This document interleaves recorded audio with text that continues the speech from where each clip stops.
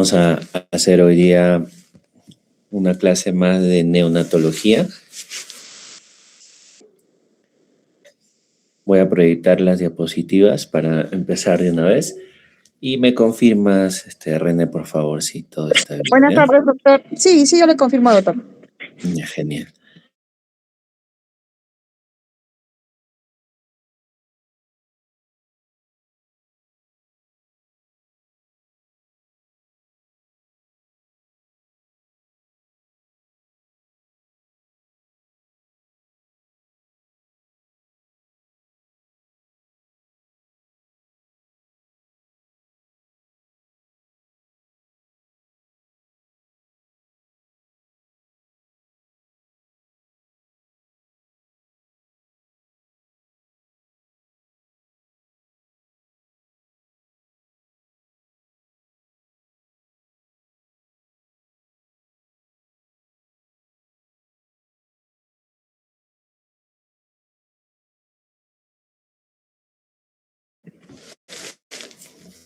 Ya, empezamos entonces.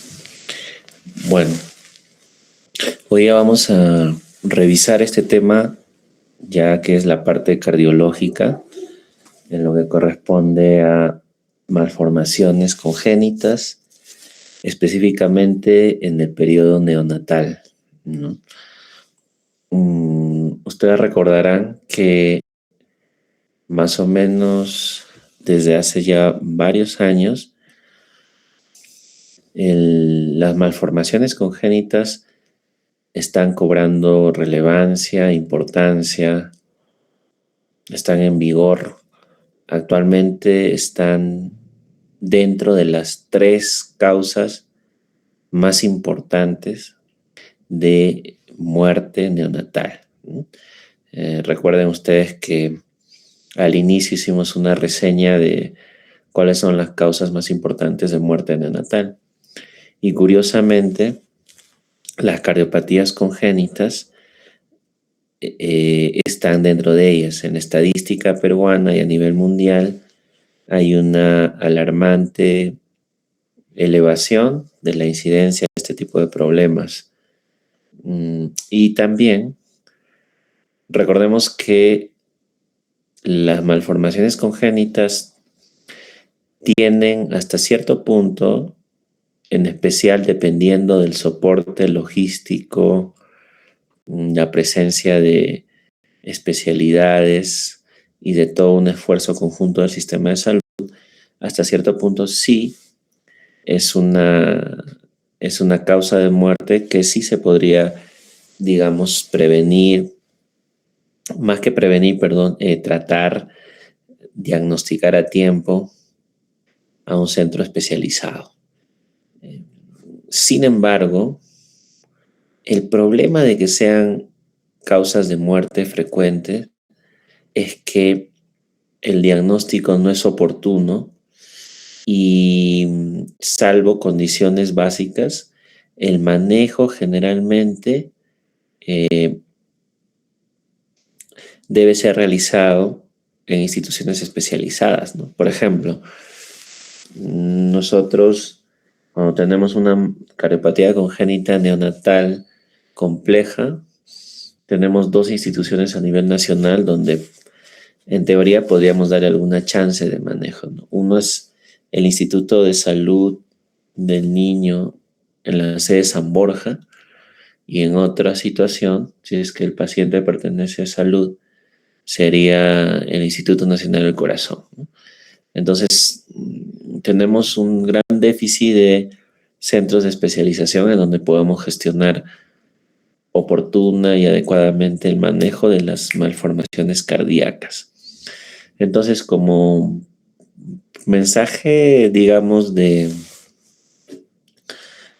más que motivación, diríamos concientización en esta conversación, lo primero sería que las malformaciones congénitas a la cabeza de las cardíacas se están convirtiendo en las principales causas de muerte neonatal.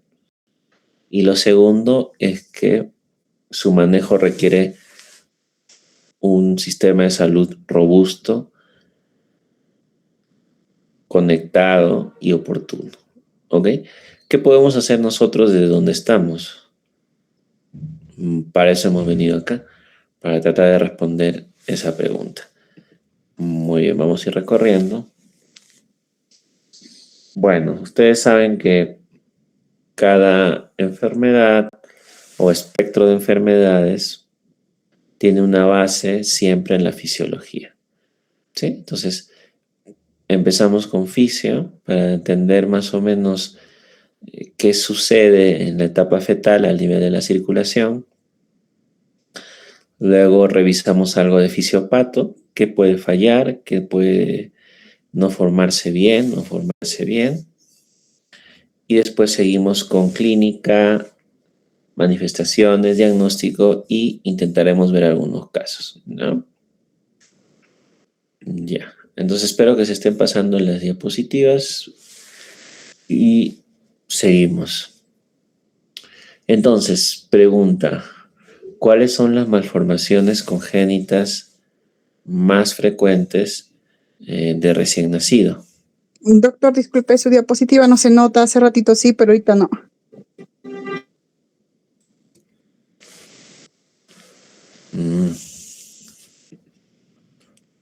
Vamos a proyectar de nuevo.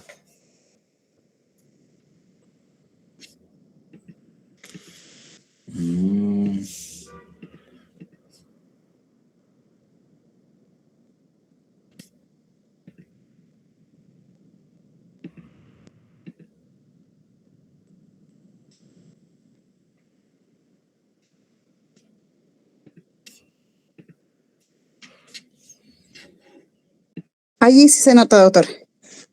Ya, pues iremos viendo. Si se vuelve a cortar, no lo pondré en modo presentación. Ya. Entonces, acá el dato puntual es que la malformación cardíaca es la malformación congénita más frecuente a la cabeza, ¿no? Y es, creo que de las causas más fuertes que tenemos de muerte neonatal y morbilidad, ¿no? Y otro dato importante es el reto diagnóstico, porque son bastante silenciosas algunas, otras sí son de una clínica bastante estridente desde el inicio. Vamos a ver en especial las cianóticas, por ejemplo. Sin embargo, en otro gran grupo de cardiopatías, cuando los bebés nacen, entonces generalmente dan pocos signos clínicos o síntomas y nuestro deber tendría que ser intentar que no se nos pase eso, ¿no? Entonces vamos a ver más o menos cuáles serían las que podamos reconocer en un inicio y cuáles serían las que no podemos dejar pasar, ¿no? La incidencia es súper variable porque recuerden ustedes que gran parte de las cardiopatías congénitas no están consignadas en los registros epidemiológicos. Nacen muchos bebés a nivel nacional y en el mundo, especialmente en países en desarrollo, que fallecen sin tener un diagnóstico de una cardiopatía congénita. Entonces esto es alarmante porque puede ser que la incidencia sea más alta que 8 a 10 por 1000 nacidos vivos. Sin embargo, los que se reporta actualmente es que puede llegar a 1000, pero como les repito, esta es una cifra bastante variable. Aproximadamente 1% de todos los recién nacidos vivos pueden presentar este tipo de problemas. Miren que es bastante alto, inclusive si uno compara esto con sepsis neonatal, es mucho más, es increíble, porque la incidencia de sepsis neonatal precoz es 0.5, ¿no? Estamos hablando cerca del doble de incidencia. Y quiero que anoten este dato clave. 25% de todas estas cardiopatías son, y anoten el término, cardiopatías críticas. Entonces, si hay algo que podemos intentar que no se que no ocurra, que no se nos pueda pasar, es una cardiopatía congénita crítica, CCC, ¿no? ¿Por qué? La cardiopatía congénita crítica tiene una tasa de muerte altísima y si no se soluciona en las primeras 72 o 96 horas, es muy probable que el paciente no sobreviva o no pueda superar este problema. Entonces, gran parte de esta conversación que estamos teniendo, al menos para nosotros que estamos abordando este tema, a tema de screening, debería ser que no se nos pase una cardiopatía congénita crítica.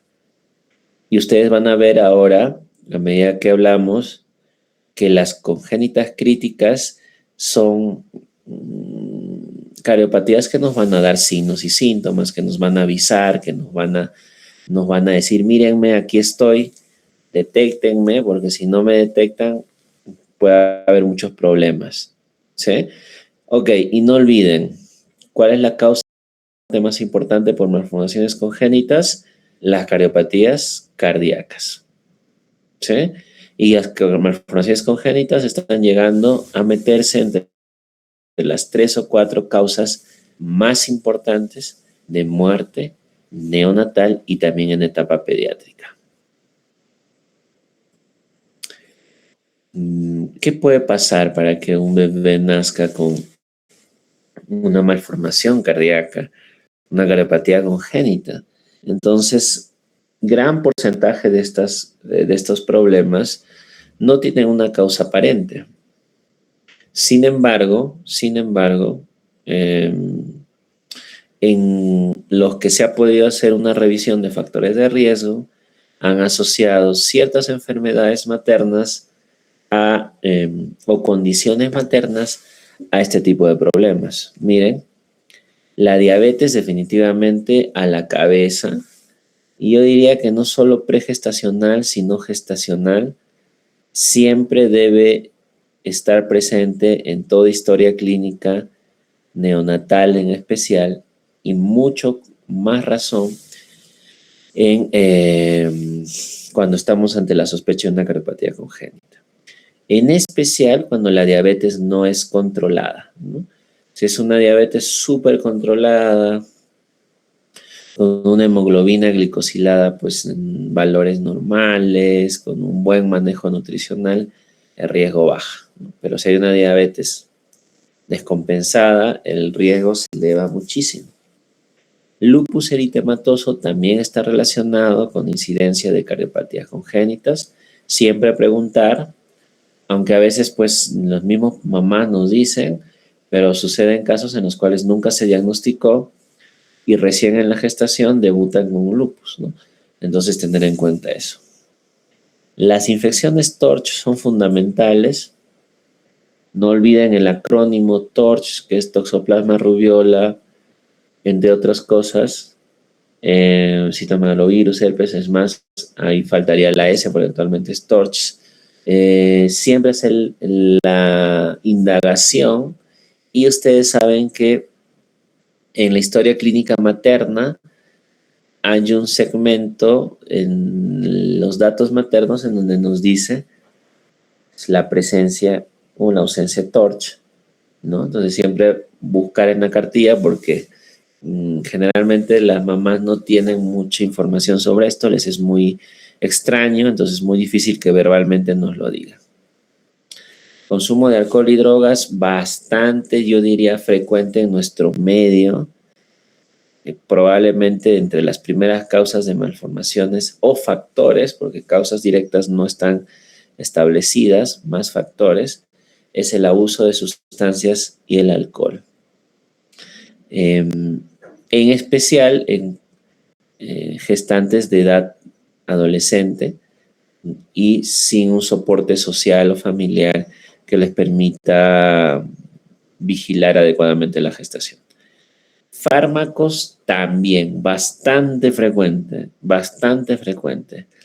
Isotretinoína, ustedes recordarán, los que ya han hecho dermato o han leído este tema de dermato, Es un fármaco muy frecuente usado por dermatólogos para el manejo a veces del acné u otras lesiones dérmicas. Entonces, siempre indagar por este tipo de fármaco tópico o otra presentación.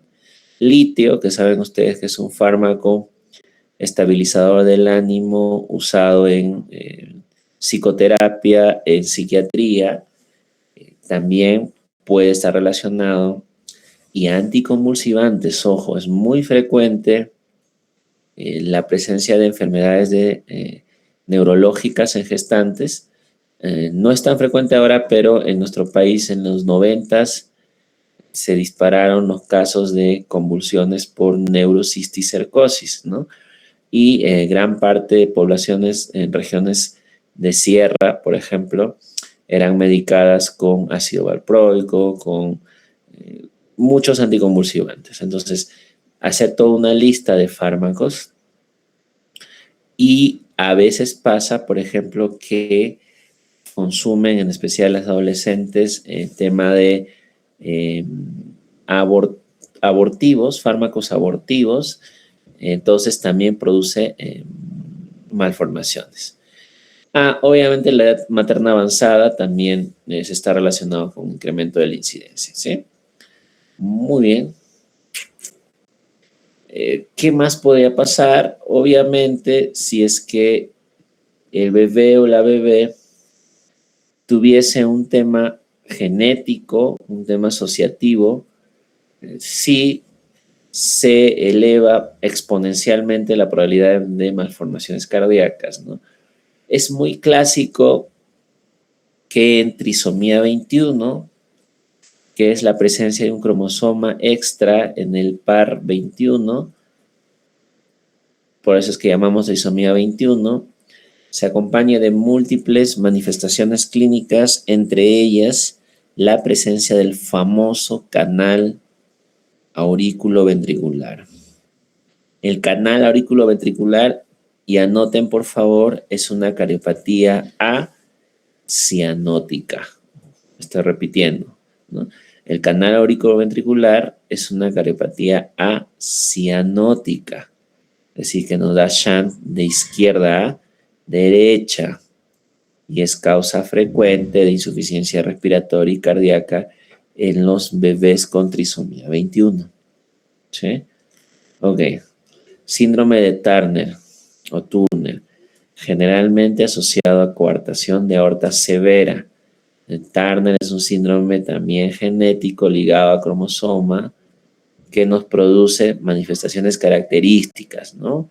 Talla baja, cuello alado, esterilidad, entre otras cosas más. Entonces, si se identifica también, es característica la presencia de una coartación severa aórtica.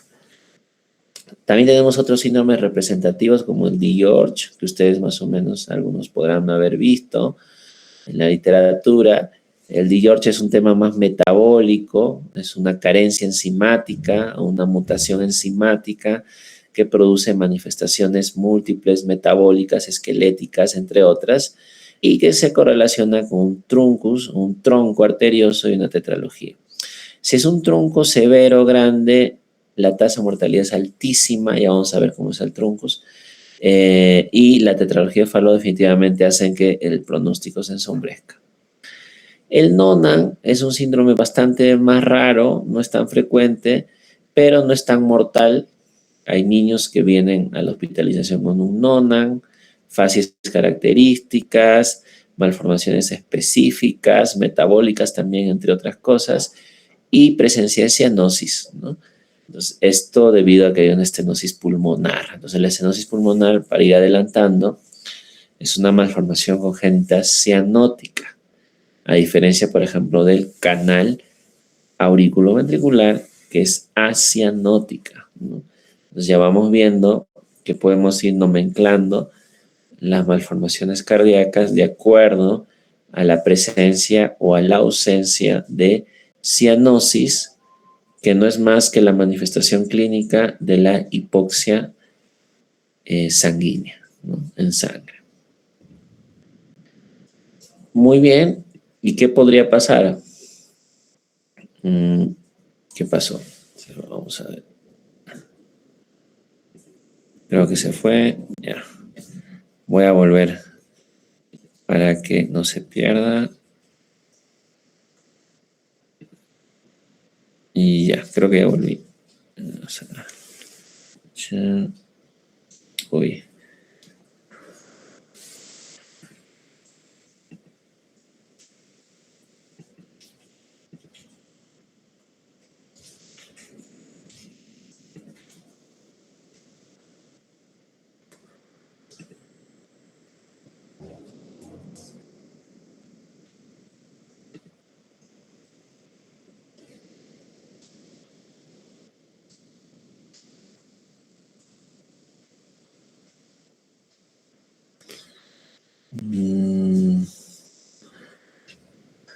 Podemos ver ahí la diapositiva de embriología.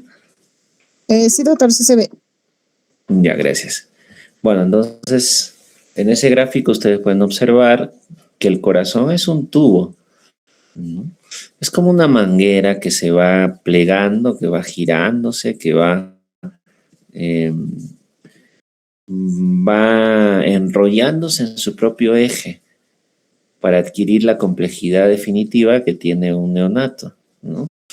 Por eso es que dentro de los procesos críticos que se desarrollan principalmente en la tercera semana de gestación en el periodo embriológico, iniciamos con la formación del tubo cardíaco, que tiene varios compartimentos primitivos. Ahí ustedes observan el bulbo y hay siempre un ventrículo primitivo y una aurícula primitiva. Por eso es que cuando no se septan estas cavidades, por ejemplo, hay aurícula única, ventrículo único, porque el origen embriológico es de una sola cavidad. Y si se forma todo bien, se septa pues como en la configuración final. El looping es cuando este tubo empieza a enrollarse. Si ustedes van observando, es como si usted agarrara un papel en forma de un tubito y lo empezara a doblar uno hacia la derecha, el extremo superior, y el inferior hacia la izquierda. Es lo mismo que ocurre con este tubo. A eso le llamamos looping. Y lo que hace el looping o el enrollamiento inicial es que la parte ventricular, como ustedes van a ir observando, se va yendo a la zona inferior a medida que se dobla el tubo. Y la zona auricular, miren que estaba inicialmente abajo, se va doblando de tal modo por hacia atrás que va ascendiendo a la zona basal del corazón. Entonces, es ese looping lo que hace o lo que da la configuración final a la morfología cardíaca, ¿no? Luego que el corazón hace su looping, en donde ya van posicionándose las cavidades de forma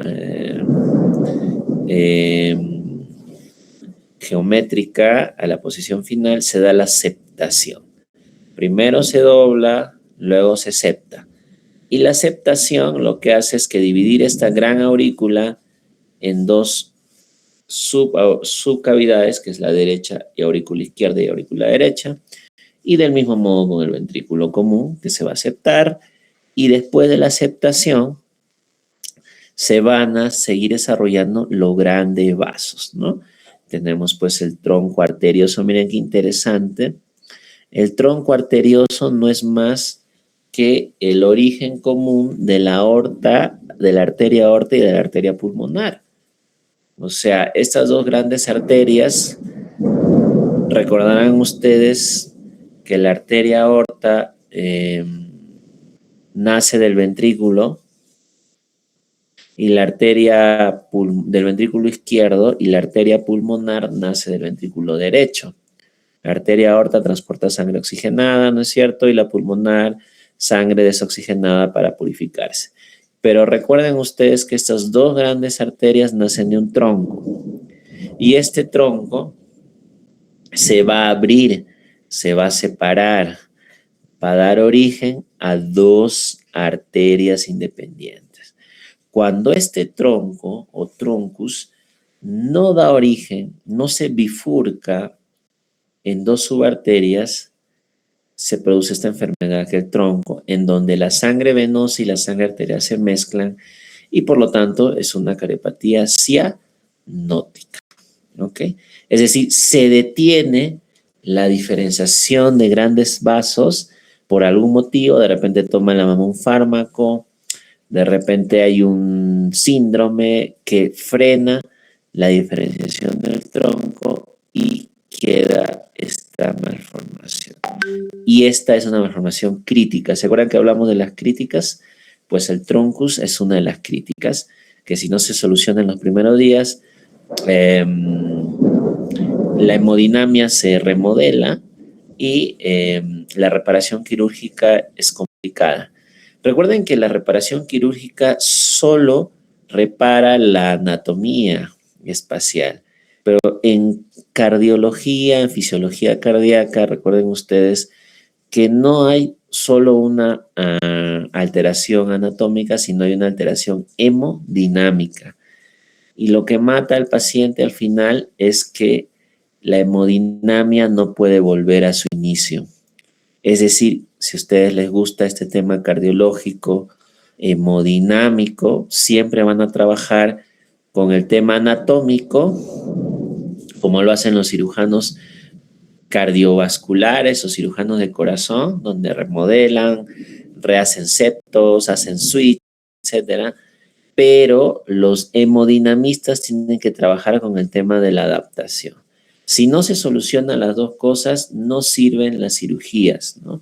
Tiene que haber una adaptación anatómica y hemodinámica, que es flujos, presiones, direcciones. ¿Ok? Muy bien. Espero que se siga viendo. Seguimos avanzando. Entonces, ¿qué pasa en el feto? Primer concepto básico que creo que lo hablamos en algún momento. El pulmón, en este caso fetal, queda nuevecito, no se usa prácticamente, recuerden ustedes, no se usa. Y el pulmón fetal es la placenta. El feto respira por la placenta. Cuando nace recién el bebé o el neonato, se activa el pulmón, como ustedes saben, y empieza la respiración por ahí. Esto hemos hablado. Existe una alta resistencia vascular pulmonar, lo hablamos también en adaptación, y las primeras bocanadas de aire que toma un bebé al nacer permiten que se relaje y baje la resistencia vascular pulmonar. Esto es porque el oxígeno es un vasodilatador potente de la vasculatura pulmonar. Baja resistencia sistémica, definitivamente las presiones sistémicas son menores que las pulmonares y al nacer esto se va a invertir, ¿no? Y existencia de shunts fetales. ¿Qué es un shunt? Se define como un cortocircuito. ¿Qué es un cortocircuito? Es el lugar en donde se va a mezclar la sangre venosa con la sangre arterial. ¿Por qué se llama cortocircuito? Porque normalmente en la fisiología cardiovascular o hemodinámica, en los mamíferos, de los cuales pertenecemos nosotros, nuestra circulación es en serie, ¿no? No existe mezcla de sangre venosa con sangre arterial, es decir, hay un corazón derecho que maneja sangre venosa, que recolecta de todo el cuerpo y la envía al pulmón para ser purificada, y hay un corazón izquierdo que bombea sangre rica en oxígeno y nutrientes a la economía corporal y esta vuelve a través de las grandes venas cavas. En otras palabras, en una circulación adulta madura, como la de ustedes o la mía, no va a existir en ningún momento mezcla de sangre venosa con arterial. Es decir, es como si nosotros tuviésemos dos corazones, uno derecho y otro izquierdo, cada uno gobernando su función, ya sea transporte de nutrientes a la economía corporal o la recolección de sangre venosa o con elevado contenido de CO2 para la purificación pulmonar. ¿Ok? Pero esto no fue siempre así. No fue siempre que nuestros pulmones derecho e izquierdo estén totalmente separados y no haya mezcla de sangre. En la etapa fetal nosotros hemos identificado, según la literatura, 3 o hasta 4 cortocircuitos que son lugares donde se junta la sangre. Esto es como si fuera un repaso, ¿no?, de adaptación neonatal. Entonces, ¿cuáles serían estos cortocircuitos que ya sabemos que se definen como la mezcla de sangre venosa con arterial?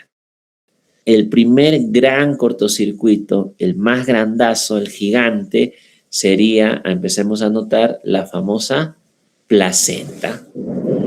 La famosa placenta tiene sus vellosidades, tiene el corio, que es el lugar en donde la sangre arterial con la sangre venosa se van a empezar a mezclar y se produce la hematosis, ¿no?, la oxigenación. Llega la sangre venosa procedente de la arteria umbilical y fluye la sangre hacia las cavidades, a la cavidad placentaria, a los espacios vellosos, intervellosos, y se produce la oxigenación de esta sangre que retorna mediante las venas umbilicales, ¿no? Ok, entonces ese sería el primer gran shunt. El segundo shunt es el famoso ducto o conducto venoso. Este es como una carretera, como una autopista de 4 carriles que va a acelerar la llegada de la sangre venosa hacia la circulación cardíaca. Es como que usted tenga que viajar de Huancayo a Lima, que lo va a hacer en 8 horas o hasta 10 horas si hay mucho tráfico, y el ductus venoso es una super carretera que le permite llegar a Lima en 3 horas. Suena tan interesante esto, ¿no? Entonces es un acelerador de la sangre en una autopista de 4 carriles gigante que acelera. ¿Qué acelera? Que la sangre que viene de la vena umbilical, que está rica en oxígeno, de la placenta al corazón del bebé, llegue lo más pronto posible, ¿sí? Llegue lo más rápido posible hacia la aurícula derecha y de ahí se pueda ser distribuido. Pasamos al tercer gran shunt, que en este caso sería la comunicación interauricular, que la mayoría de ustedes ya la conocen. Es decir, ustedes saben que entre las aurículas y los ventrículos el septo debería ser íntegro en un adulto, pero en un feto es normal que exista una gran comunicación. Y gracias a esta comunicación interauricular es que la sangre que llega a la aurícula derecha puede pasar directamente a la aurícula izquierda, estamos hablando de sangre oxigenada, y de esta aurícula izquierda al ventrículo izquierdo y a la economía corporal vía aorta. Si no hubiese esta comunicación interauricular fisiológica fetal, no se podría oxigenar el cuerpo del bebé y sería una condición grave. Y el último gran shunt que tenemos, en este caso, el último gran shunt, ¿cuál sería? El ductus arterioso o el conducto arterioso. Lo que va a hacer el conducto arterioso es permitir que la sangre que iba vía arteria pulmonar hacia los pulmones, valga la redundancia, retorne a la aorta y se vaya al cuerpo. ¿Por qué? Porque diríamos, ¿para qué vamos a enviar sangre a los pulmones si no funcionan? Entonces enviemos esta sangre directamente a la arteria. Es decir, es un puente que une la arteria pulmonar con la arteria aorta y envía sangre de la arteria pulmonar a la arteria aorta. Es decir, sangre desoxigenada de la zona pulmonar a la zona aórtica. ¿Por qué es importante esto? Esto es fundamental. Comprender este concepto nos va a permitir entender el screening, la pulsoximetría y todo eso. Porque va a haber una saturación preductal, es decir, antes de este shunt y una saturación postductal después de este shunt. ¿Qué hace este shunt? Este shunt en la etapa fetal envía sangre venosa a la aorta, es decir, la saturación preductal es mucho más alta que la saturación postductal. Ojo. Perfecto. Esos son los shunts que acabamos de ver. Y desvían sangre, producen mezcla de sangre, cortocircuito, optimizan la circulación fetal y todo esto es bastante importante para el tema de la oxigenación de los bebés. Muy bien. Seguimos avanzando.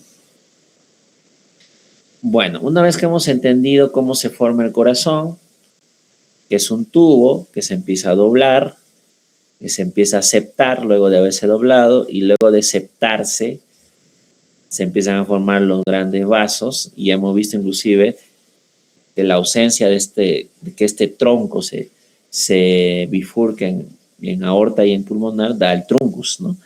Entre otras cosas, hemos visto los 4 shunts, que es aorta, ductus venoso, comunicación arterial auricular y ductus arterioso entre arteria pulmonar y aorta, que optimizan la circulación, ojo, fetal. No estamos hablando de adulto. Vamos a ver cómo se sucede la transición. Esto también es un repaso, es decir, en el nacimiento, las primeras respiraciones o el llanto inicial expande el pulmón e ingresa oxígeno a la circulación pulmonar, ¿ok? Y esto produce un descenso en la resistencia vascular, que lo hemos visto hasta el cansancio, que el oxígeno va a vasodilatar la vasculatura pulmonar. Obviamente, si se dilatan los vasos pulmonares, va a llegar más sangre, es como que hemos despejado, el pulmón empieza a funcionar y esto tiene como consecuencia el cierre funcional del famoso foramen oval, que es el nombre que se le pone a la comunicación de los dos aurículas en la etapa fetal y el ductus arterioso. Anoten el término funcional. Entonces, de ahí ustedes empiezan a deducir que existen dos tipos de cierres: anatómico y funcional. ¿Cuál será la diferencia? Facilito. Imagínense ustedes un puente, el que se les venga a la mente ahora. El puente, cuando dejan de pasar los carros por el puente, ese es el cierre funcional. Imagínense que los carros es el flujo sanguíneo en la sangre. Si deja de pasar los carros, es un cierre funcional. Pero si viene el gobierno con una máquina y destruye el puente, lo rompe, lo derriba, ese es el anatómico. Entonces, estamos hablando del cierre funcional, que es el que se da en las primeras horas, en los primeros días. El anatómico, anoten, demora entre 7 a algunas veces hasta los 15 días. Pero con que ya haya cesado el flujo de sangre es un logro bastante grande, ¿ok? Entonces no necesitamos necesariamente que se cierre anatómicamente, sino con lograr un cierre funcional ya la hemodinamia del bebé va madurando. Pregunta acá: ¿cuál sería la estrategia de atención inmediata que optimiza esta transición cardiovascular, que mejora la transición cardiovascular, en los shunts, que se abra el pulmón, que llegue más sangre, que baje la resistencia vascular pulmonar, que se eleve la resistencia sistémica? Entonces, ¿qué está en nuestras manos hacer? La respuesta sería el clampaje oportuno del cordón umbilical. El clampaje oportuno del cordón umbilical es la estrategia por excelencia que va a facilitar y fortalecer la transición cardiovascular. En otras palabras, si usted quiere manejar hemodinámicamente bien al bebé desde el primer minuto, no olvide el clampaje oportuno de recién nacido. Si no realizamos clampaje oportuno, sí podemos agravar la malformación cardiovascular, ¿sí? Ojo que hay algunas que son graves o críticas que dan clínica desde que nace el bebé, ¿no? Este es el famoso ductus que ya acabamos de hablar. Entonces, si tuviésemos que empezar a hacer una lista de cardiopatías congénitas por frecuencia, la que de lejos es la cardiopatía congénita más frecuente, con mayor incidencia en las unidades pediátricas y neonatales, es el famoso ductus arterioso. Pero déjeme decirle que el término correcto es persistencia del ductus. Si usted quiere denominar a la cardiopatía, tendría que ponerle persistencia, porque el ductus es un shunt normal en la etapa fetal, ¿no? Pero no solo la persistencia es una enfermedad, sino si existe una cardiopatía crítica, como ya les pedí que anotaran al inicio, generalmente la mayoría de las cardiopatías congénitas críticas dependen de un ductus para mantener vivo al bebé. En otras palabras, ante la presencia de una cardiopatía congénita crítica, en especial cianótica, la única forma de mantener con vida al neonato es que ese ductus se mantenga patente. Y esto lo vamos a ver en prostaglandina, ¿no? Si se cierra, como hemos hablado, funcional y anatómicamente, el paciente fallece. Por eso es que se han diseñado fármacos como la famosa prostaglandina para impedir que este puente se cierre. Porque si se cierra, debido a las malformaciones del corazón, deja de pasar sangre a la aorta y el paciente fallece, ¿no? El cierre ductal puede desencadenar shock y colapso. Ojo, esto es en el contexto de una cardiopatía congénita, ¿qué cosa? Crítica, porque normalmente el ductus tiene que cerrarse. Usted y yo, si es que estamos sanos a nivel hemodinámico o le hacen un ecocardio, usted ahorita van a encontrar, si es que está bien, que su ductus se cerró y solo queda un ligamento, que es un rezago. No hay ductus. El ductus no puede quedar abierto. Si queda abierto, produce una cardiopatía congénita cianótica. Pero en el contexto de una malformación crítica, puede ser necesario mantenerlo abierto. Espero que se haya entendido. El ductus tiene que cerrarse. Pero si existe una malformación congénita crítica cianótica, lo mantenemos permeable para asegurar la oxigenación del paciente. ¿Sí? Ok. Seguimos. ¿Cómo clasifico las malformaciones? Bueno, si usted no se quiere hacer ningún tipo de problema, puede acordarse de cianóticas o acianóticas. ¿Qué es lo tradicional, lo básico? Sin embargo, hay un grupo de malformaciones que si no se solucionan en las primeras horas, como hemos conversado, desencadenan shock rápidamente y ustedes saben que el shock es una entidad fatal que si no se soluciona puede, en cuestión de minutos o horas, comprometer toda la salud y un alto riesgo de fallecimiento, ¿no? ¿Cómo les llamó? Obstructivas. También otros le llaman, gran parte le llamamos críticas. Igual, sea como sea, estas cardiopatías pueden ocasionar estas complicaciones que acabamos de hablar. Es bastante intuitivo que al decir cianóticas y acianóticas, la clínica nos ayuda a intentar diferenciarlas, ¿no? Por ejemplo, una cardiopatía cianótica, como su propio nombre nos dice, nos va a dar el signo de la cianosis, ojo, no olviden, central, ¿no? No tiene mucho sentido que hablemos de acrocianosis, porque puede ser causada por otras cosas que no es una cardiopatía, por hipotermia, por ejemplo. Pero una cianosis central con dificultad respiratoria, cuya causa no sea pulmonar, más un soplo, me estaría haciendo pensar fuertemente en una posibilidad de una cardiopatía cianótica. Sin embargo, una dificultad respiratoria sin evidencia de una causa pulmonar, como hemos visto en la clase de dificultad respiratoria, síndrome de distrés respiratorio, una dificultad respiratoria en ausencia de causa pulmonar y con un soplo, y en ausencia de cianosis, nos puede hacer pensar en una cariopatía acianótica. Acianótica. ¿Ok? Mientras que la presencia de una dificultad respiratoria severa desde el nacimiento, con o sin cianosis, con shock, con un soplo evidente, con un deterioro rapidísimo en horas, nos hace pensar en una lesión o una cariopatía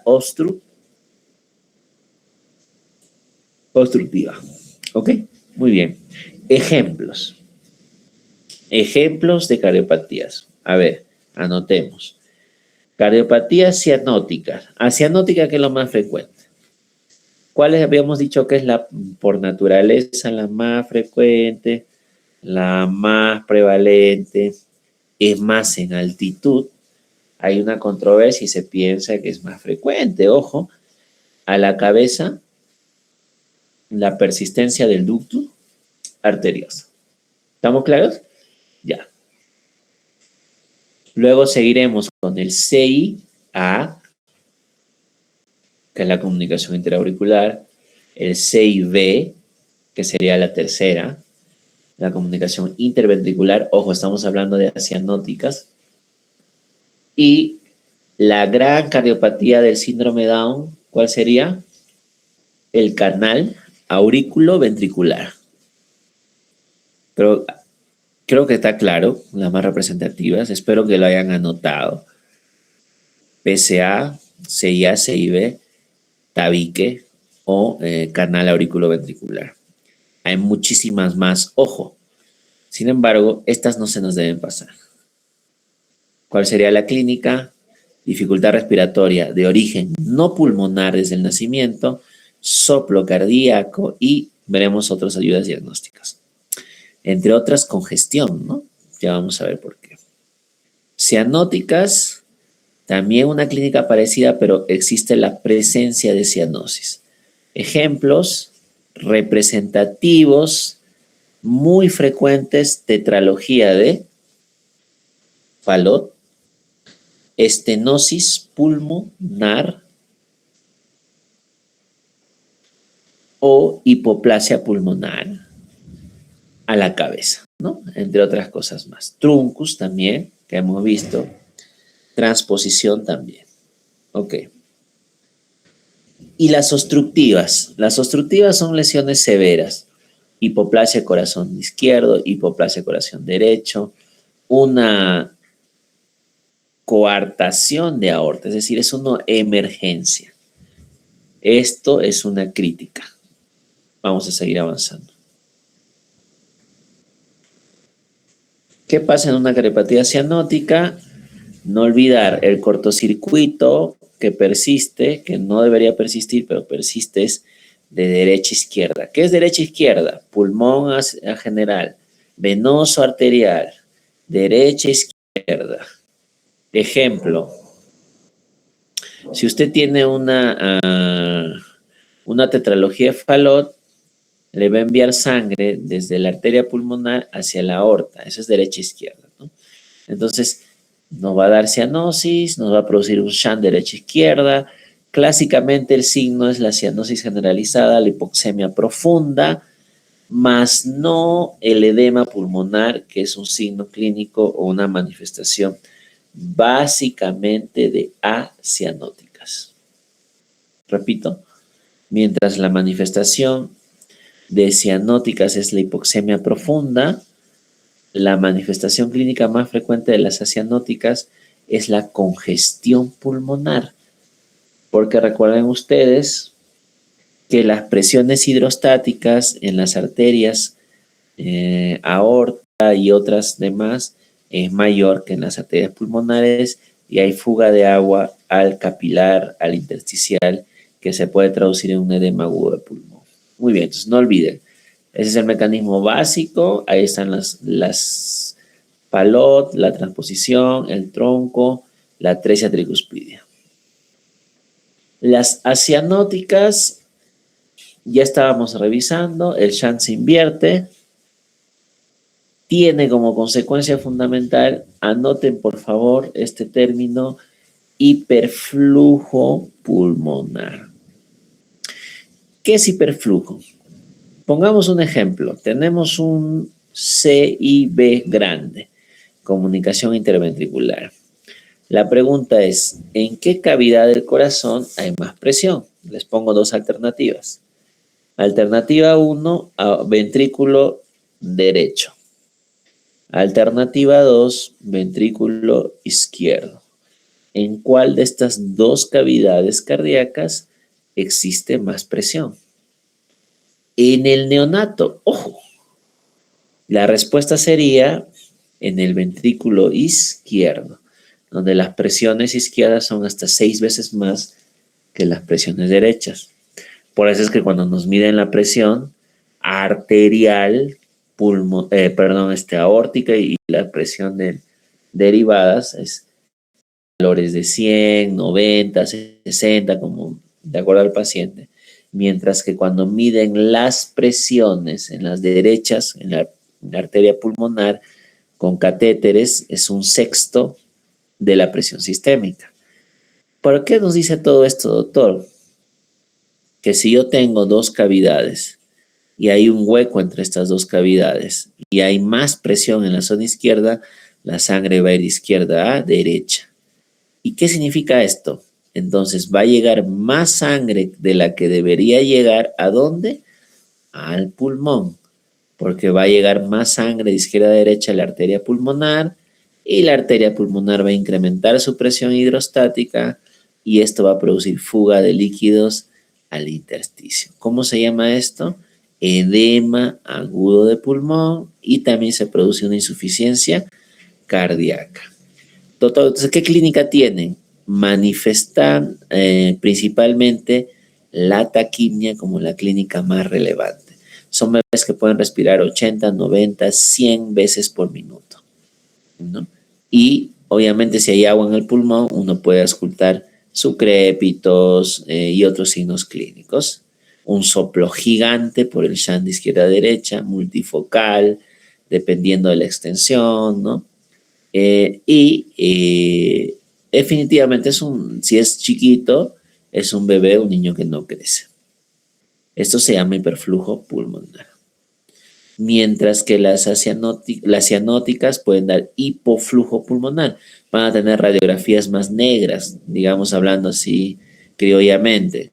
Mientras que las acianóticas son hiperflujo, tienen radiografías con edema en alas de mariposa o en algodón, ¿no?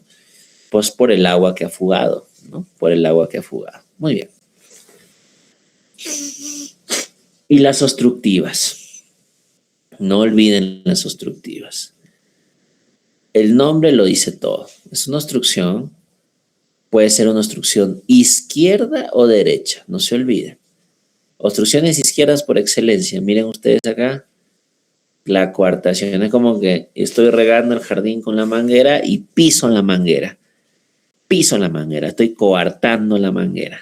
Obviamente, si ustedes se imaginan en ese escenario, imagínense ahorita que están regando el jardín, pisen esa manguera con todas sus fuerzas y pasará más agua o menos agua a las plantas. ¿Cuál sería la respuesta? Menos agua, porque estoy pisando, estoy coartando. Como no llega sangre distal, miren, el bebé puede morir y por eso ¿qué uso? El ducto para irrigar. Ok, ¿qué más puede obstruir? Una estenosis aórtica. No está coartado, pero por acá hay una compresión. De repente hay un tumor, una estenosis aórtica. Hipoplasia corazón izquierdo. Todo esto es chiquito, la aorta es flaquita, el ventrículo no se ha formado, está hipoplásico, no llega sangre. Se obstruye la salida. Mientras que en la derecha, la obstructiva por excelencia siempre será la estenosis. ¿Dónde está la pulmonar acá? Esta es la estenosis de la pulmonar, ¿no? Está chiquita, casi no se ve, está obstruida, está impidiendo que llegue sangre al pulmón. Estas lesiones obstructivas, en la gran mayoría, ¿qué van a requerir? Un manejo urgente, porque tienen una tasa de mortalidad altísima. Por ejemplo, a un coartado severo no lo puedes tener allí. Podrías intentarlo estabilizar con volúmenes de líquidos, de repente con algo inotrópico. Sin embargo, necesita una resolución urgente, porque no hay paso de sangre. Entonces, por eso es que las llamamos críticas. Si lo dejamos, se remodela, no solo anatómicamente, sino que habíamos dicho, hemodinámicamente se remodela. Las presiones de acá se van a otro lado y la situación se complica. Ok, doctor, ¿qué hago? ¿Cómo detecto? ¿Cómo hago el diagnóstico? Saben ustedes que el IPA, ¿se acuerdan del famoso IPA? De la famosa semiología, nos va a dar muchísima información. Cianosis, si es cianótica, ya saben dónde buscarla, en las mucosas orales, en las mucosas bucales, en las conjuntivas. Taquimia, principalmente en quienes vemos taquimia, en las acianóticas con hiperflujo pulmonar, ¿sí? Soplos, en los dos por igual vemos cianóticas, acianóticas. Recuerden, cuando es cianótica, a veces el segundo ruido está desdoblado, ojo. Pulsos débiles, si es un coartado, por ejemplo, y usted le palpa el pulso en el brazo izquierdo o la pierna, es casi imperceptible, mientras que el pulso en el brazo derecho es muy fuerte. En alguna parte está coartado. Además, las presiones son diferentes. Acá la presión es alta, acá es más baja, porque es pos y precoartación.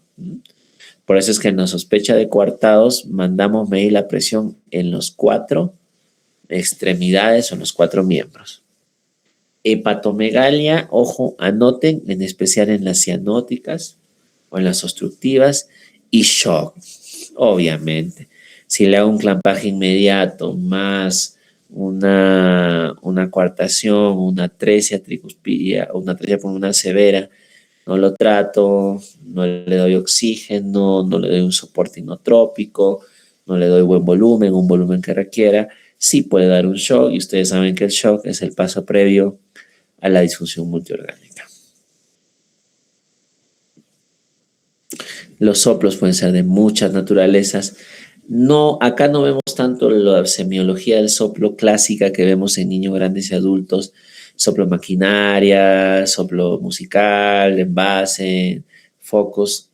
Siempre, bueno, importante sí saber si es en la tetilla, que sería la zona ventricular, ¿no es cierto? O en las partes de los ángulos de Lois que le dicen, ¿no? Que es la unión del mango o el manubrio del esternón con las clavículas que corresponden a las bases, que nos hablaría, por ejemplo, de coartación, de ductus, ¿se dan cuenta? Mientras que acá nos hablaría más abajo de CIB, CIA, truncus, etc.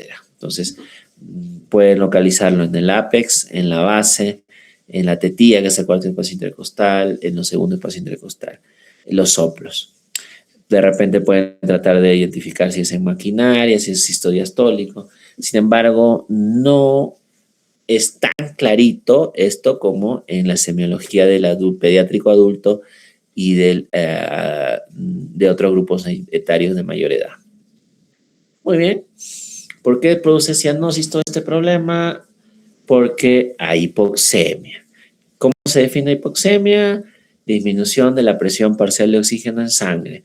Tenemos un rango, sí, por debajo de los famosos 60 milímetros de mercurio, hipoxemia. ¿Se acuerdan que para diagnosticar insuficiencia cardíaca en el adulto y en el niño grande tenemos que tomar un AGA donde demostremos hipoxemia e hipercarbia? Ok. Escasa respuesta a oxígeno. Así es que les pido por favor que anoten, este término es fundamental.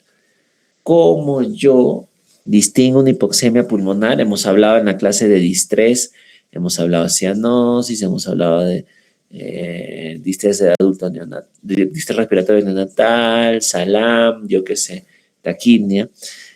Pero estos van a responder al oxígeno, mientras que una cardiopatía, en este caso cianótica, no responde al oxígeno. Ya se irán recordando algunos de ustedes o algunas de ustedes que esto es un tema, les hablé de un test que ya se irán recordando.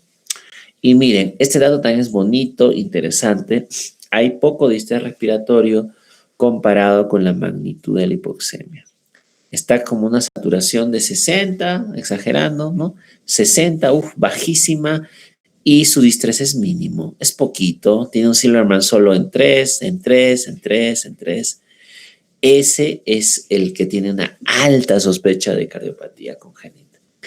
En cambio, uno que tiene una hipoxemia de 60, pero respira 80, 90, un Silverman en 8, probablemente este sea un pulmonar, una causa pulmonar de la cianosis. Entonces, ojo, la cianosis puede tener una causa pulmonar, mejora el toque con el oxígeno, hay distrés elevado, o una causa cardíaca o no pulmonar.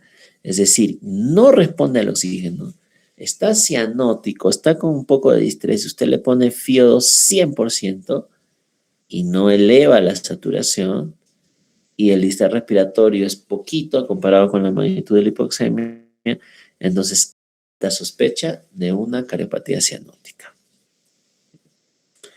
Ese es el famoso test de hiperoxia que ya les recordé. Bueno, actualmente los ecógrafos han ido reemplazando a estos tests, pero recuerden que no debemos olvidar lo esencial, que cómo se hace el test, ya se los dije en la clase pasada. Un niño con hipoxemia, satura bajito, menos de 85, y distrés respiratorio, se le pone oxígeno al 100% por 10 minutos. Previamente eso se le toma un AGA basal, ¿no? Digamos que acá está en 60 la PO2, y si usted le pone oxígeno y sube a más de 150 milímetros de mercurio la PO2, estamos hablando de un distrés de origen, probablemente pulmonar. Pero si usted a esta PO2 previa de 60 le pone FiO 100% presión, después de 10 minutos, y la PO2 se mantiene baja, sí tendría que estar sospechando en una cardiopatía congénita cianótica. Espero que haya quedado clarito. Si el bebito está con distrés y desaturando, yo le pongo FiO 100 y se eleva el PO2 a más de 150, probablemente pulmonar. Si no se modifica, no mejora la saturación, probablemente cardíaco cianótico. Bueno, veamos estas representativas de la cianótica. TGA, transposición de grandes arterias. Facilito de recordar. ¿De dónde nace la aorta? Del ventrículo izquierdo y lleva sangre oxigenada.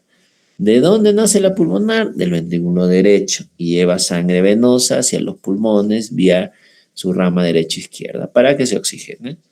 ¿Qué sucede en estas dos? Switch. La aorta de lo que salía del ventrículo izquierdo, ¿de dónde sale? Del ventrículo derecho. Y la pulmonar de lo que salía del ventrículo derecho sale del ventrículo izquierdo. Switch, total. Entonces, esto origina cambio. De lo que era circulación en serie, anoten, se transforma en una circulación paralela, en donde la sangre no se va a oxigenar, la sangre oxigenada nunca va a ir al corazón izquierdo. En serie es que sale de la aorta, irriga todo el cuerpo, sale del corazón izquierdo, para que no nos mareemos.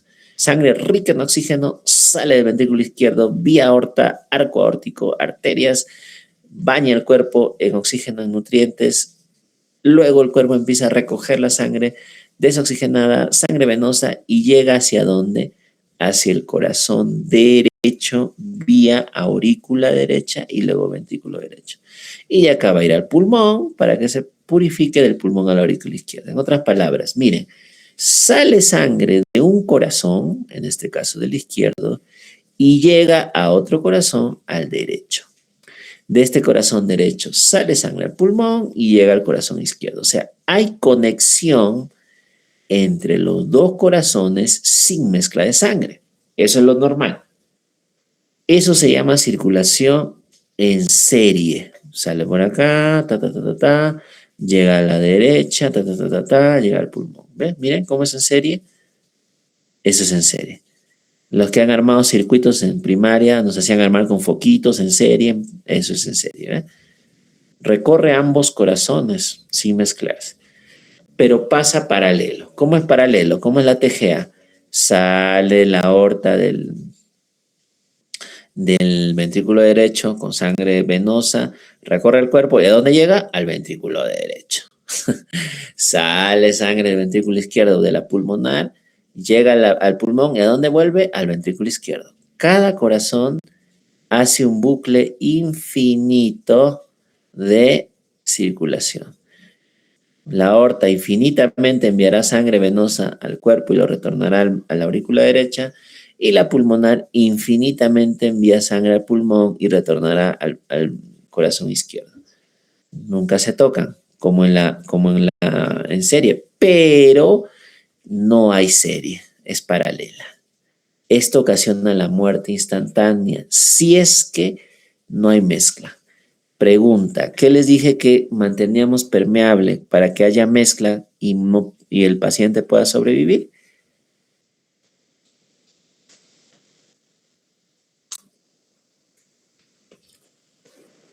La respuesta sería el famoso ductus, ¿sí?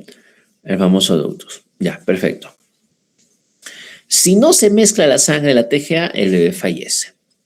Esta, anoten, es una cariopatía congénita cianótica crítica. Crítica. Listo, perfecto. Seguimos. Ahí tienen la clínica. Cianosis intensa precoz. ¿Sabe qué, doctor? Acaba de nacer un bebito azul. Azul, doctor. ¿Pero qué? ¿No se ha adaptado? Sí, le hemos puesto oxígeno, le hemos frotado, le hemos estimulado, se le ha hecho el clampaje oportuno, está calientito, tiene un Silverman solo en 3, 2, 3, pero está azul, doctor, azul, satura 60. Y le han hecho test de hiperoxia. Sí, doctor, le hemos puesto FiO2 100%, un montón de oxígeno por 10 minutos. En el AGA inicial PO2 50, en el AGA final PO2 52. No se elevó para nada. Oh, y está azul. No responde al oxígeno. Probable transposición de grandes arterias. ¿Sí, chicos? ¿Clarito? Ya. Obviamente el diagnóstico va a ser con un ecocardiograma, con un cardiólogo pediatra, un POCUS, un neonatólogo que hacemos también. Manejo. ¿De qué depende la vida en una transposición de grandes arterias? De la mezcla de sangre. Para que le llegue sangre de la pulmonar a la aorta. La aorta está sacando solo sangre venosa. La única forma es el ductus, el puente. Ese puente va a permitir que sangre de la pulmonar, que saca sangre ahora de la arteria, del ventrículo, perdón, le llegue a la aorta y pueda mantenerse la vida del paciente. ¿Qué hay que hacer? Una septostomía. Ese es el procedimiento de Raskin que le dicen. Es una atrioseptostomía. Abre la aurícula y permite que se mezcle la sangre. O sea, en otras palabras, le tienen que salvar la vida mezclando la sangre. Si no, no se salva la vida. Cirugía correctiva, obviamente, ahí tienes que volver a hacer el switch, ¿no? Sacar uno, volver la aorta, volverlo a la ventrículo izquierdo y la pulmonar al ventrículo derecho. Fundamental. Seguimos avanzando. Tetralogía de Fallot, también famosísima cariopatía congénita cianótica. Tiene CIB, tiene estenosis pulmonar, tiene aorta cabalgada, tiene hipertrofia ventricular derecha. Pregunta frecuente. De estas 4 manifestaciones, ¿cuál es la que se relaciona más con la cianosis? No digo que sea exclusiva.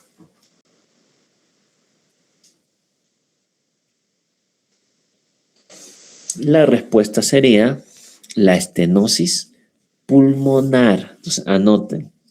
El grado de estenosis pulmonar en una tetralogía nos va a dar la intensidad de la cianosis. ¿Qué les parece? Repito, el grado de estenosis pulmonar en una tetralogía nos va a dar la intensidad de la cianosis. Por eso, chicos y chicas, no sé si ustedes han escuchado hablar del fallo rosado. No sé si por ahí alguno. ¿Qué es un fallo rosado? Que tuvo CIB, aorta cabalgada, hipertrofia ventricular derecha, pero una estenosis mínima. Como es mínima, casi no hay. Miren, acá es una severa, no sé si ustedes acá es prácticamente severa, pero si es mínima, la cianosis es poquita. Pero si es una estenosis como esta, cianosis desde el arranque. Miren, esta cianosis no permite que salga la sangre. Acá hay un hueco entre los ventrículos que es el defecto septal. Hay una hipertrofia ventricular derecha. Hay una aorta que cabalga, miren ustedes. Y nos va a dar cianosis, ¿ok? Entonces, no olvidar, el componente estenótico pulmonar es el que da cianosis. ¿Hay tetralogía de Fallot hasta el niño? Sí, cuando es muy leve. Todo depende de qué tan intenso sea la estenosis y las demás manifestaciones. Si es leve, pueden llegar niños a la consulta pediátrica con disnea. Doctor, ¿sabe qué? Cada vez que corre o juega fútbol, se cansa, se pone de cuclillas y se pone azul. Clásico relato de una sospecha de tetralogía. Cada vez noto que va a jugar mi hijito de 4 años o de 3 años, empieza a correr, se sienta y se pone azul. Ah, entonces es probablemente una tetralogía, ¿no? Obviamente el diagnóstico es con ecocardiografía, ¿sí? Ahí tienen la fisiopatología, esto es lo que acabamos de hablar, ¿sí? No olviden, la gravedad siempre depende del grado de obstrucción pulmonar. A mayor obstrucción, mayor shunt derecha-izquierda, mayor cianosis. Cianosis. Esta es la otra obstructiva relevante que no se puede ni sin saber, que es la famosa COA, que es el estrechamiento del arco aórtico. Ya hemos hablado, ¿no? Como cuando usted pone un pisa en la manguera y baja de salir el agua a las plantas. Si se cierra el ductus, ¿qué se produce? Anoten, el shock. Repito, si se cierra el ductus y usted tiene un paciente con coartación de aorta, va a entrar en shock. ¿Por qué? Claro, porque si usted pisa esa manguera que es la aorta deja de enviar sangre, no llega sangre al cuerpo, entonces se va a morir, va a entrar en shock. Entonces el ductus le va a permitir como un puentecito enviar sangre vía ductal a la aorta. Es como que han cerrado la carretera central, no va a llegar la sangre de Huancayo a Lima. Es mentira, se va a morir el paciente. Ah, pase por el puente de la Oroya. Ese puente que permite la vida es el ductus. Pulsos femorales débiles, claro, porque si hay menos sangre hay menos presión. Mientras que los pulsos braquiales son elevados, igual. La presión en los miembros inferiores será menor que la en los miembros superiores. Otro criterio diagnóstico, ¿no? Acidosis metabólica, oliguria, obviamente son signos de hipoperfusión. Si no llega sangre, acidosis, oliguria, hipotensión, entre otras cosas más. Manejo urgente, prostaglandina también, para mantener abierto el ductus. Seguimos avanzando. Esto es más raro, no es frecuente, una incidencia bajísima, pero también conocerlo. La hipoplasia corazón izquierdo es un hipodesarrollo del ventrículo izquierdo y estructuras izquierdas. Hay una circulación sistémica, depende totalmente del ductus arterioso. En otras palabras, el ventrículo izquierdo está colapsado, no se ha formado. Entonces la sangre que viene del pulmón a las justas llega a la aurícula y de ahí nace como una especie de aorta primitiva y que es muy, muy, muy mal formada. Entonces no saca sangre en esa zona y la sangre va a ir solo por la arteria pulmonar hacia la zona distal de la aorta. Es como que usted le hubiera dado una pisada a ese corazón y prácticamente no conduce sangre y recién la circulación se da desde la aorta distal, ¿no? ¿Cómo llevo sangre a esa zona? Obviamente con el ductus de la arteria pulmonar le paso sangre a la arteria aorta. ¿Es grave? Es grave. Sí, el pronóstico, si no se soluciona rapidísimo, es sombrío. Hay hipoxemia, hay desaturación, puede haber cianosis definitivamente y sobre todo puede llegar al shock rápidamente. Todo esto tiene como consecuencia una cardiopatía no solucionada, no manejada, a una insuficiencia cardíaca neonatal, ¿no?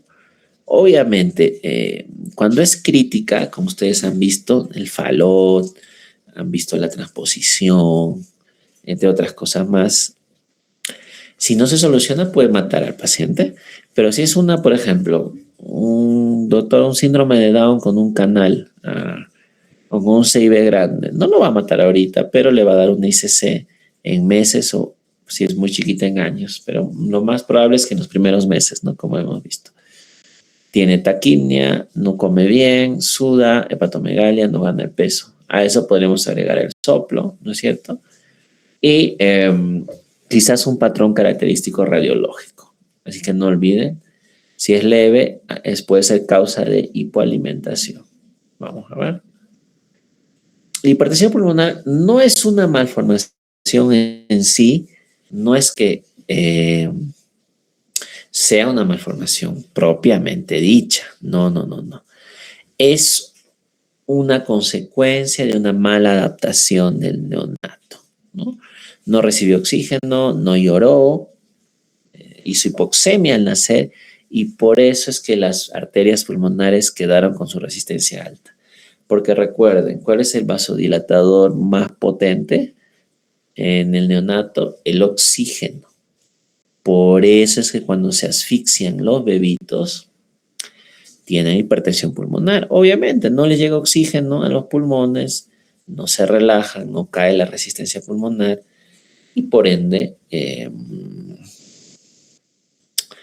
nos da un cuadro de hipertensión pulmonar. Pregunta, doctor, si no es una cardiopatía en sí, ¿por qué nos la pone en la clase?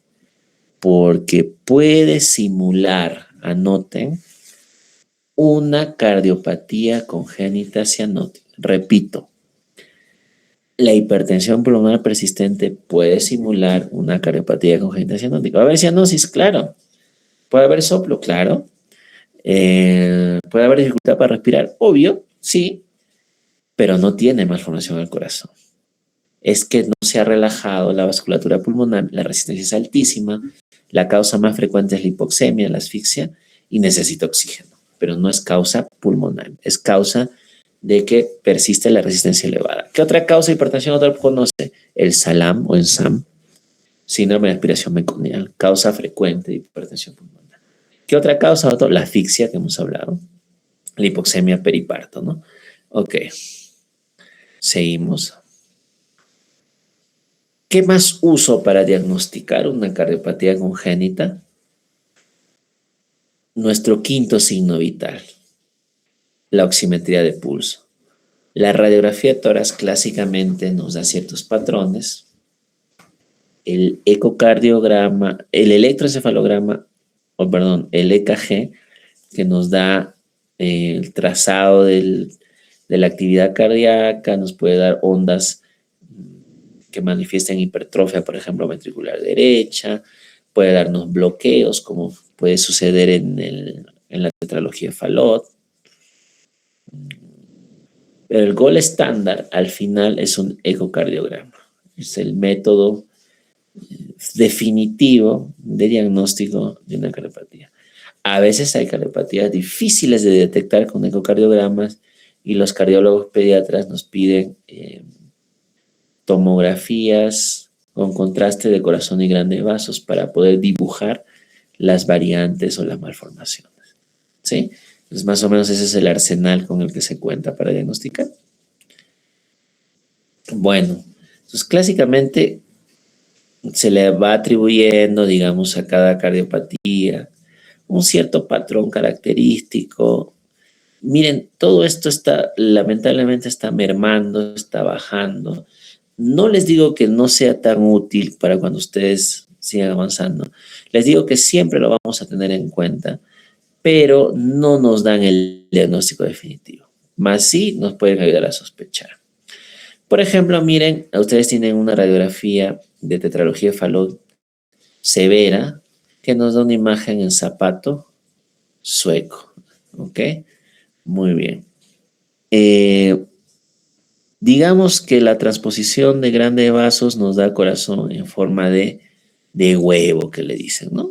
En forma de huevo, ¿no? La transposición de grandes vasos, miren ustedes cómo se va dibujando.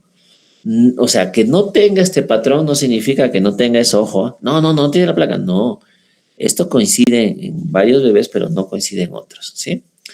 Un Epstein, miren, un Epstein es como una, ¿cómo le ponemos? Como, a mí me decían como tienda de campaña, como una bolsa de agua. Bueno, ustedes traten de darle lo que mejor se les acomode, ¿no?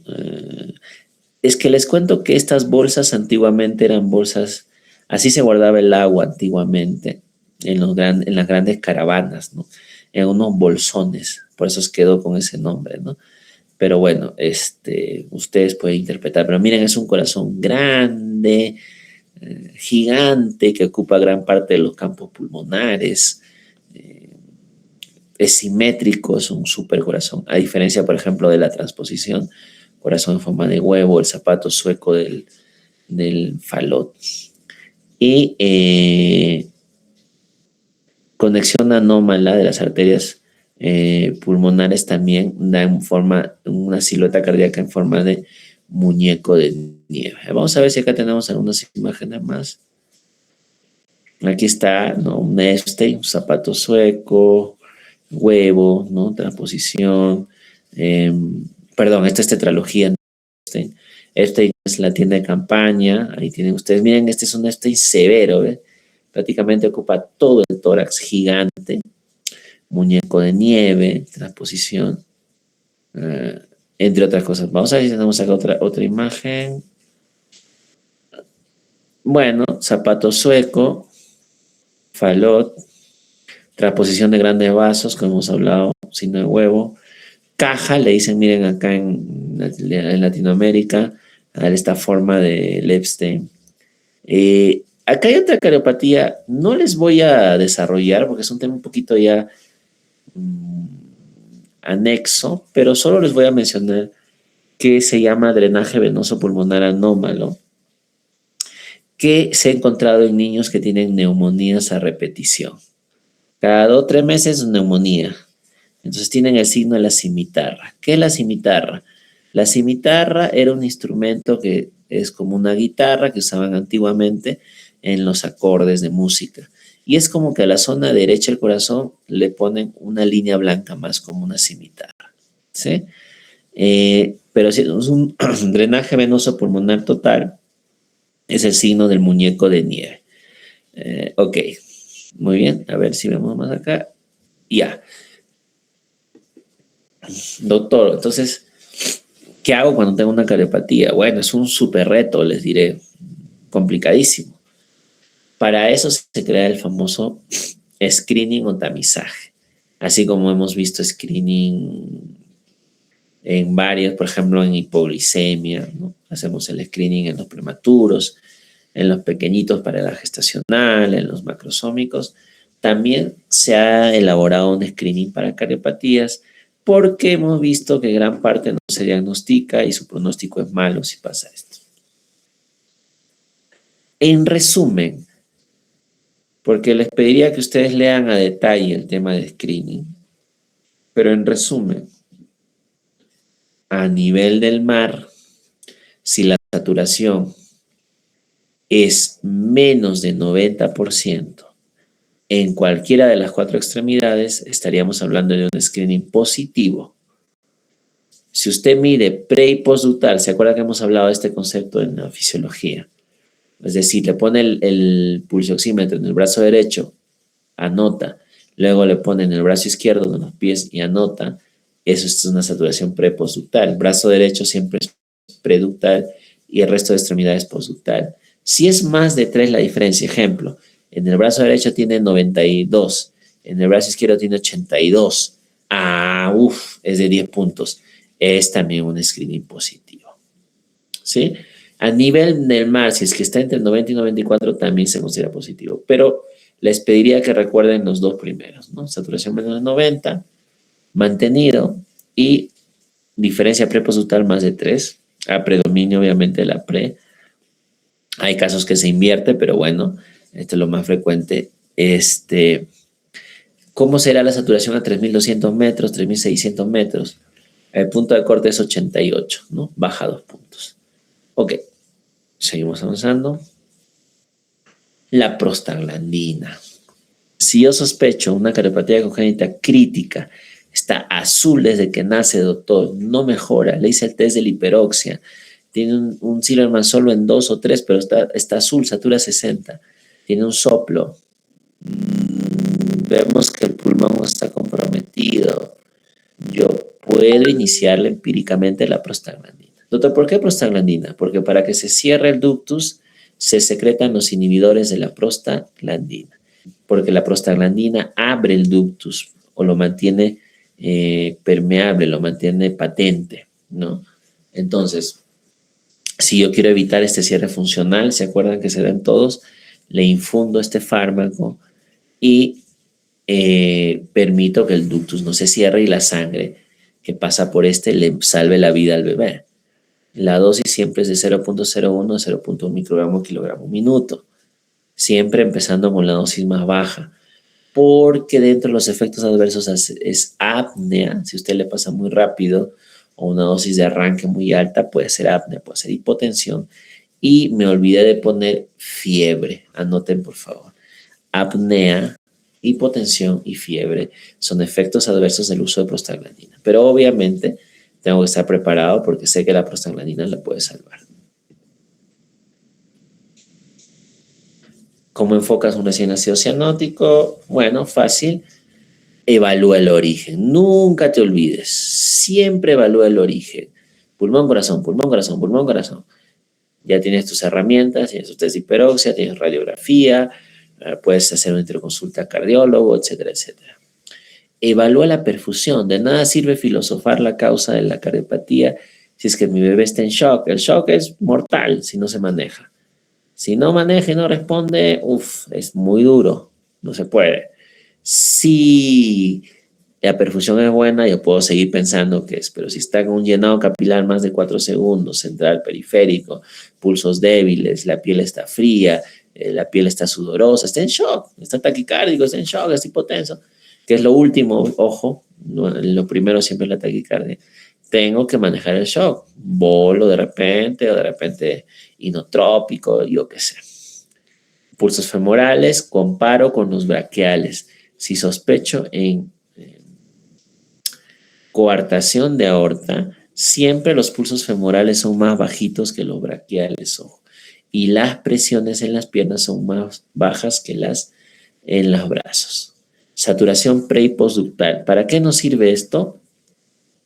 Para diagnosticar, anoten por favor, hipertensión pulmonar persistente. Repito, hipertensión pulmonar persistente. La saturación preductal está en, yo qué sé, en 95. La postductal está en 80. Hay una diferencia de más de 8 puntos. Diagnóstico es una hipertensión pulmonar, obviamente a descartar una cardiopatía, ¿no? Y el ecocardiograma es la herramienta urgente que va a necesitar el bebé para hacer el diagnóstico y el manejo de acuerdo al diagnóstico. Caso 1. Tenemos un bebé, a ver, para todos, atentos, atentos. Tenemos un bebé con 2 horas de nacido, es chiquitín, acaba de nacer. Satura 60, no nos dice si es pre o postductal, es 60. Es una cianosis intensa, está azul el bebé. Pero lo que llama la atención es que tiene la dificultad respiratoria escasa, bajita, mínima. Entonces, obviamente uno diría, pues, con 60, pues tendría que tener un Silverman en 9, una frecuencia respiratoria en 80, 90, 100, ¿no? Pero mire este caso interesante. Satura 60, pero casi no tiene dificultad. El diagnóstico probable, obviamente, es una intuición, es un tema de lógica. Usted tiene que pedir la placa, el AGA, cardiólogo y todo eso, ¿no? Ver si necesita alguna ayuda. Pero ¿Qué se aventarían a decir? Transposición de grandes arterias. No se olviden, esa es la clínica. Es un bebé azul desde que nace, una saturación bajísima y que tiene poquita dificultad respiratoria. ¿Cuál sería la conducta inmediata, ya que ustedes han ido revisando todo esto? El inicio de la infusión de prostaglandina, el único que le puede salvar la vida, porque es una circulación en paralelo y esto mata. Ok.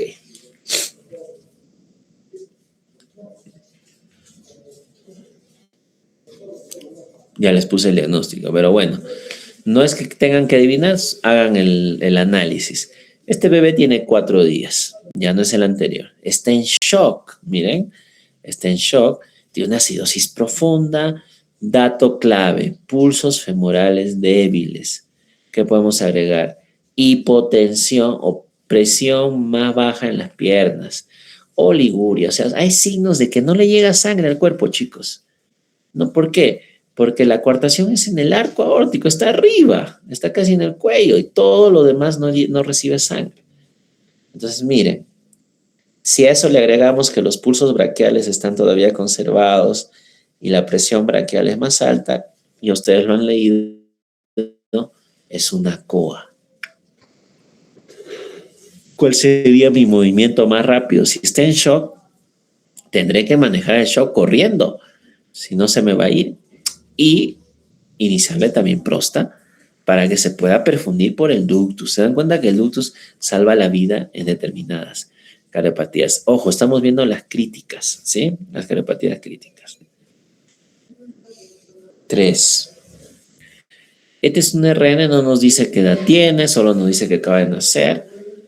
Tiene taquipnea, respira rápido, hepatomegalia, le palpan el hígado muy debajo del reborde costal, soplo holosistólico, un soplo importante en toda la sístole y dificultad para la alimentación. No come bien. No nos hablan de cianosis. ¿Con qué diagnóstico se mandan?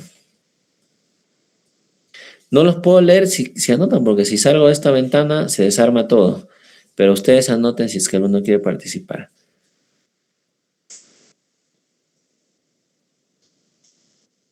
A ver. Es un CIB grande. ¿También puede ser un ductus persistente? Sí, también. ¿También puede ser un CIA? También puede ser un CIA.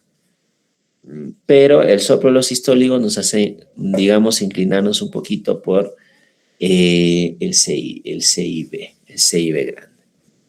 Ok.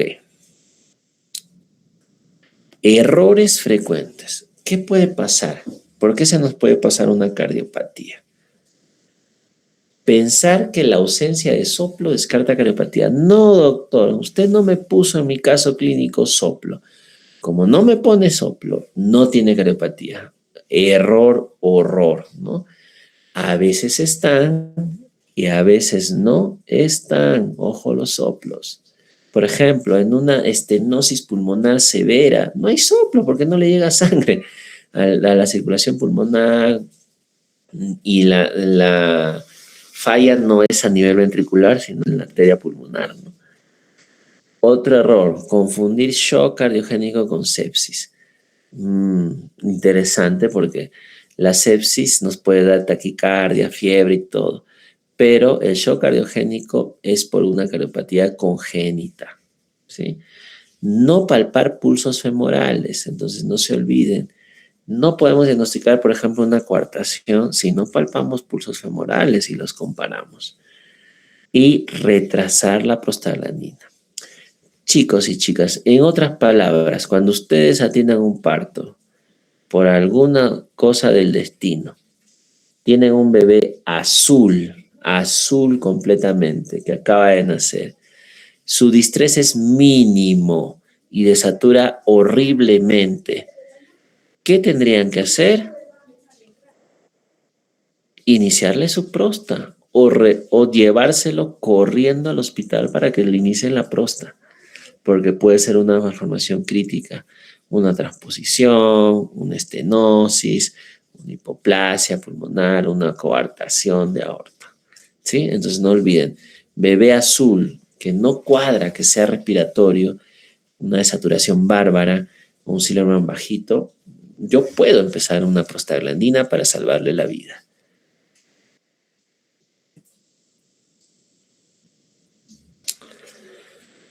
Tips, ¿cómo podría ayudarme para que no me maree tanto? ¿Cuál es la malformación que produce más cianosis? La más severa, la transposición de grandes vasos. ¿Quién tiene como componente obstrucción pulmonar? La tetralogía de Fallot. ¿Qué clínica te puede dar la coartación de aorta? Un shock. Lo vas a encontrar con hipotensión, pulsos femorales bajitos, acidosis, lactacidemia, oliguria. Es un coartado. ¿Qué pasa si es que el paciente empieza a deteriorarse a las 12, 24 horas? Se está cerrando el ductus. Se está cerrando el ductus. Tienes que abrirlo. Puede ser una hipoplasia ventrículo izquierda. ¿Qué pasa si es que tiene un soplo grande, tiene una radiografía con un pulmón en alas de mariposa, en un edema severo, más un soplo? Es un hiperflujo pulmonar. Puede ser un CIB, un CIA, un PCA, pero el CIB grande es el que más nos produce hiperflujo pulmonar.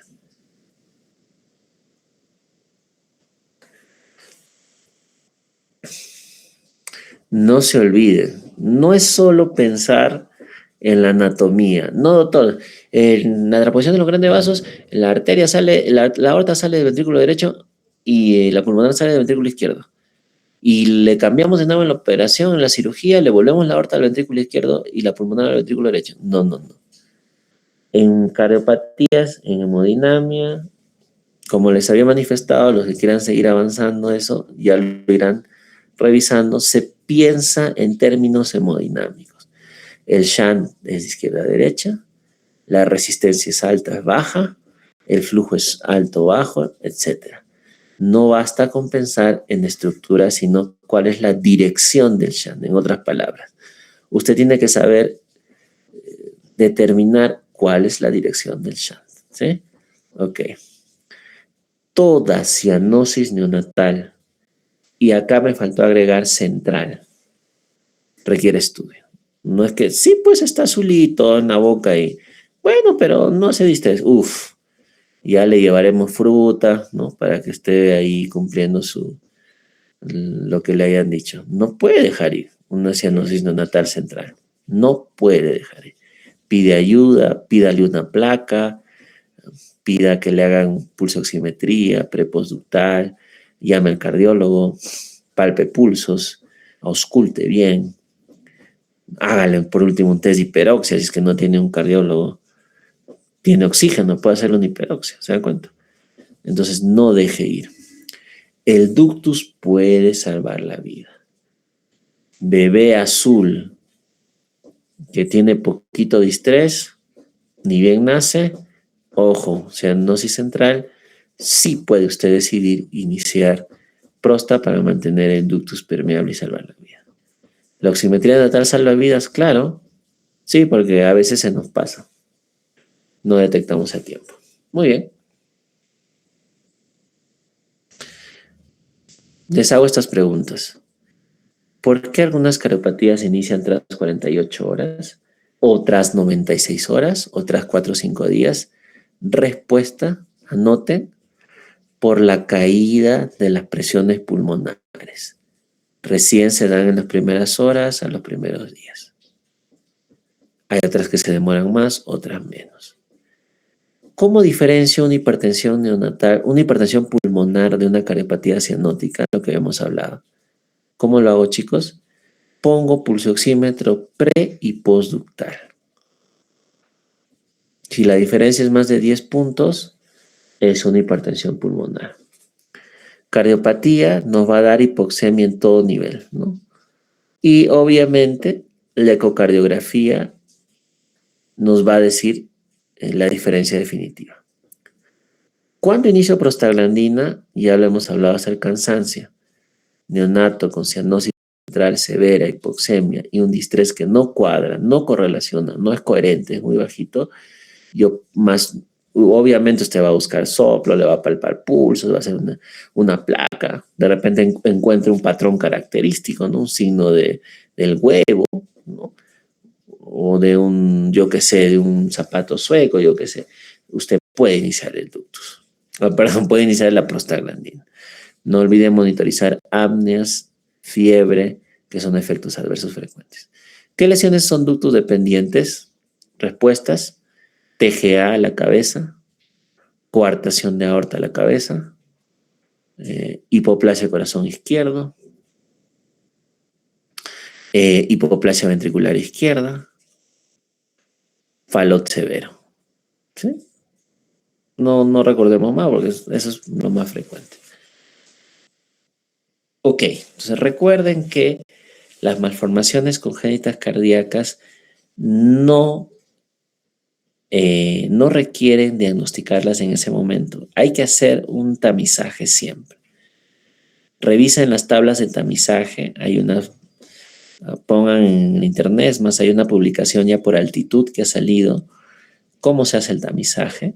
¿Cuáles son los valores para yo determinar que es un tamizaje positivo? Doctor, ha salido positivo, entonces lo mando al cardiólogo, le tomo la placa y lo hospitalizo. ¿Se dan cuenta? Entonces, el tamizaje es fundamental. Hagan el recuento de quién necesita prostaglandina. Cuando piensen en una cariopatía, determinen la dirección del shunt. ¿Es de izquierda a derecha? ¿Es de derecha a izquierda? Eso es fundamental. De izquierda a derecha siempre es hiperflujo pulmonar. De derecha a izquierda es hipoflujo pulmonar. ¿Cómo se ve el hiperflujo en una placa? Blanco, el agua es blanca en la radiografía. ¿Cómo se ve el hipoflujo en una placa? Negro, porque hay menos agua. El aire es negro, radiolúcido. ¿Ok? Por lo tanto, si tengo una placa con un edema, con un pulmón blanco, ¿será de hipoflujo o de hiperflujo? Será de hiperflujo, ¿no es cierto? De hiperflujo. Si veo una placa negra, donde no hay, entonces será un hipoflujo, probablemente un cianótico. Si veo una silueta de un botellón o una carpa o una caja, puedo estar pensando en falot, ¿no? Ok. Muy bien. ¿Preguntas, dudas? ¿Alguna duda, alguna pregunta, ya sea que puedan escribir o puedan participar?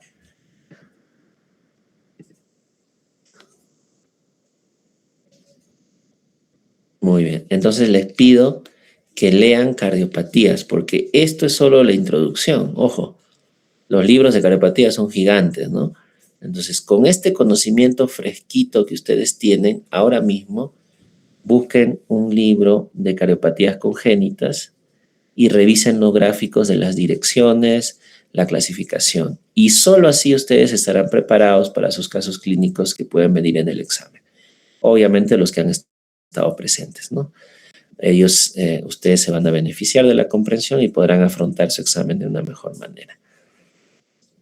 Muy bien. Preguntas Gracias, finales doctor. ya no hubiese. Estamos coordinando entonces. Gracias a ustedes, chicos, a estudiar, por favor, porque esto se presta para muchos casos clínicos. Ojo, ¿eh? Cardiopatía, distrés respiratorio, sepsis natal son los súper temas de neo. Repasen y sobre todo prepárense para eventuales casos. Muy bien, estamos en contacto. Gracias. Gracias, doctor. Gracias, doctor.